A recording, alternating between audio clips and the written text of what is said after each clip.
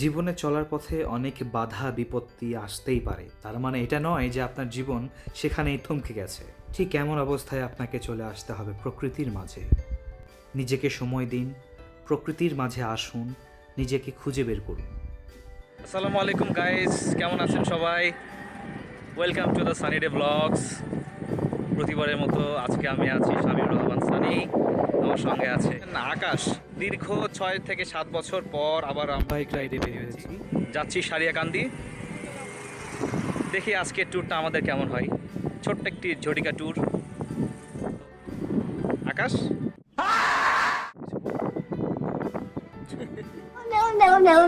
কিছু বুঝতে পারছো? রাইডে বের হলাম একসাথে সকালবেলা, বেরিয়ে পড়লাম অনেকদিন পর। অবশ্যই আমাদের সঙ্গে থাকবেন, আমাদের ইউটিউব চ্যানেলটি লাইক করবেন, আপনাদের পজিটিভ নেগেটিভ যে কোনো থটস কমেন্টে জানাবেন।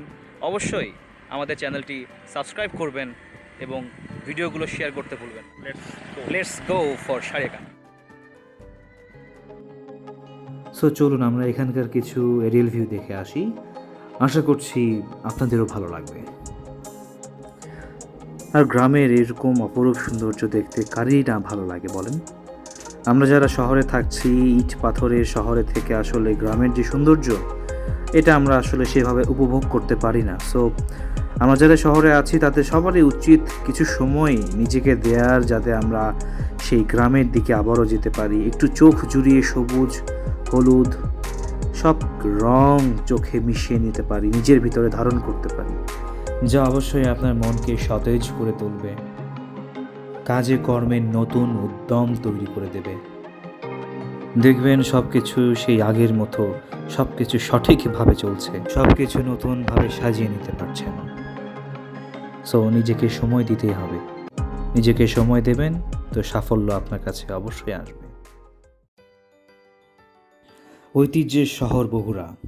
বগুড়ার যমুনার তীরবর্তী উপজেলা সারিয়াকান্দি। নদী বিধৌত সারিয়াকান্দির মানুষদের সুখ দুঃখ একটাই, তা হলো যমুনা। যমুনা নদীর পানির মতোই স্বচ্ছ আশেপাশের বসবাস করা মানুষদের মন। আপনারাও চাইলে ভ্রমণ করতে পারেন অসাধারণ এই জায়গাটিতে, উপভোগ করতে পারেন নদী পাড়ের অপার সৌন্দর্য, চড়তে পারেন ছোট ছোট নৌকায়, জানতে পারেন নদীর সঙ্গে এখানকার মানুষের সংগ্রামী জীবনের গল্প।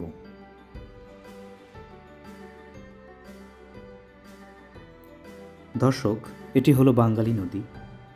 এই নদীর উৎপত্তি রংপুর বিভাগের কানাইপাড়ার কাছে তিস্তা নদী থেকে।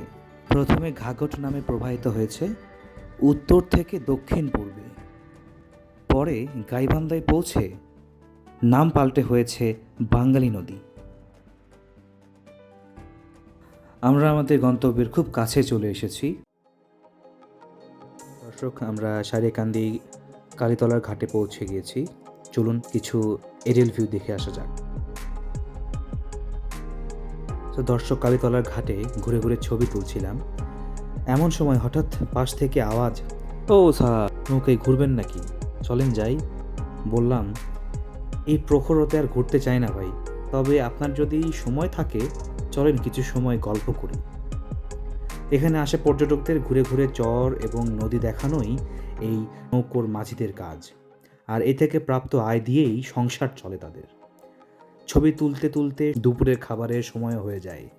বাঁধের পাশে লক্ষ্য করলাম ছোট ছোট কিছু হোটেল, তবে তার অধিকাংশই বন্ধ। 2-3টা হোটেল খোলা আছে। সো একটা হোটেলে ঢুকে পড়লাম। যমুনার টাটকা মাছ, টাটকা ছোট মাছের চচ্চড়ি, যমুনার বড় পাবদা মাছের আলু, পটলের ঝোল ও মাসকালাইয়ের ডাল দিয়ে তৃপ্তি সহকারে দুপুরে খাবার খেলাম। নদীর সৌন্দর্য উপভোগ, জেলেদের নদীতে মাছ ধরা, ছোট বড় ইঞ্জিন চালিত ও ইঞ্জিন ছাড়া নৌকা, স্টিমার, স্পিডবোর্ড দেখতে দেখতে হেলে পড়ল সূর্য। ঘুরতে তো ভালো লাগে সবারই, আর ভ্রমণের স্থান যদি হয় একই সঙ্গে নদী কেন্দ্রিক আবার প্রাকৃতিক সৌন্দর্যে ভরপুর, তাহলে তো কথাই নেই। বগুড়ার সারিয়াকান্দি প্রেম যমুনার ঘাট এমন একটি স্থান যেখানে গেলে নদীর দেখা তো পাবেনই, উপরি পাওনা হিসেবে থাকছে খোলামেলা প্রাকৃতিক পরিবেশ। নদীতে ভ্রমণের সময় হঠাৎ করে পেয়ে যেতে পারেন ছোট বড় অনেক চর। এমন চর পেয়ে গেলে সেখানে নেমে গোসলও করতে পারেন মনের আনন্দে। এটি হতে পারে আপনার জীবনের ভিন্ন অভিজ্ঞতা। তবে গোসলের সময় অবশ্যই সাবধানতা অবলম্বন করা উচিত।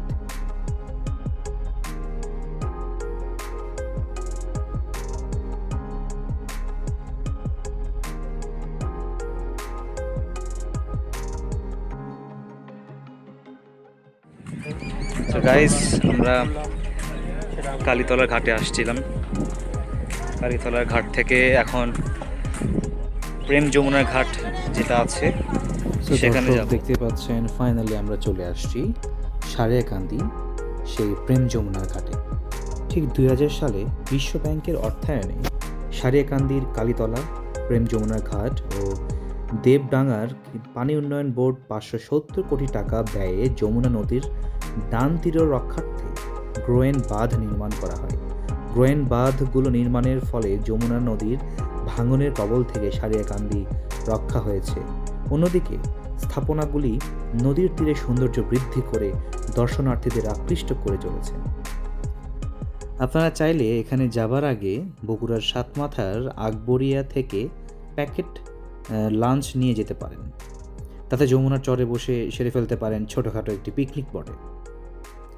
তবে অবশ্যই মাথায় রাখতে হবে, আপনাদের খাবার দাবার শেষে এইসব স্পটে যেই উচ্ছিষ্ট দ্রব্যগুলো পড়ে থাকে, বোতল, খাবারের প্লেট, যেগুলো আপনার ওয়ান টাইম প্লেট আমরা বলে থাকি, সো এগুলোকে আপনারা অবশ্যই সঙ্গে নেবেন যাবার সময়।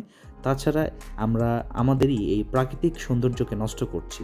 আপনারা নিজেরাই বুঝতে পারছেন, প্রাকৃতিক ভারসাম্য কিন্তু রক্ষা হচ্ছে না। সো অবশ্যই আমরা চেষ্টা করব যে কোনো উচ্ছিষ্ট কোনো খাবারের অংশ যদি আমরা রেখে যাই, এটা পরিবেশকে দূষিত করবে। সো আমাদের উচিত সেই দ্রব্য প্যাকেজ বা দ্রব্য বোতলগুলোকে সঙ্গে নিয়ে চলে যাওয়া এবং এটাকে তার যথাযথ স্থানে ফেলে দেয়া। সো দর্শক, আপনারা প্রেম যমুনার ঘাটের কিছু এরিয়াল ভিউ দেখছিলেন।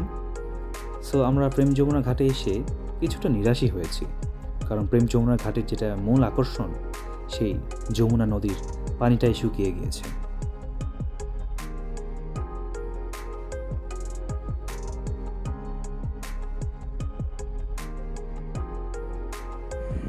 সো ভিউয়ার্স, আজকে আমাদের সারিয়াকান্দি প্রেম যমুনা ঘাটের ঝটিকা সফর শেষ করলাম।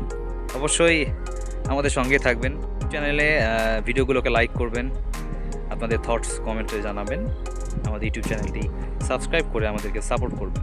সাবস্ক্রাইব করে পাশে থাকা বেল আইকনটা বাজায় রাখবেন, যাতে সবসময় নতুন ভিডিও ছাড়লে আপনারা সাথে সাথে যেন পেয়ে যান।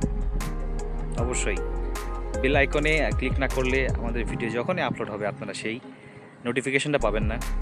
সো আমাদের ভিডিওটি সেই নিচেই রয়ে যাবে, আমরা আপনাদের সাপোর্ট আর পাবো না।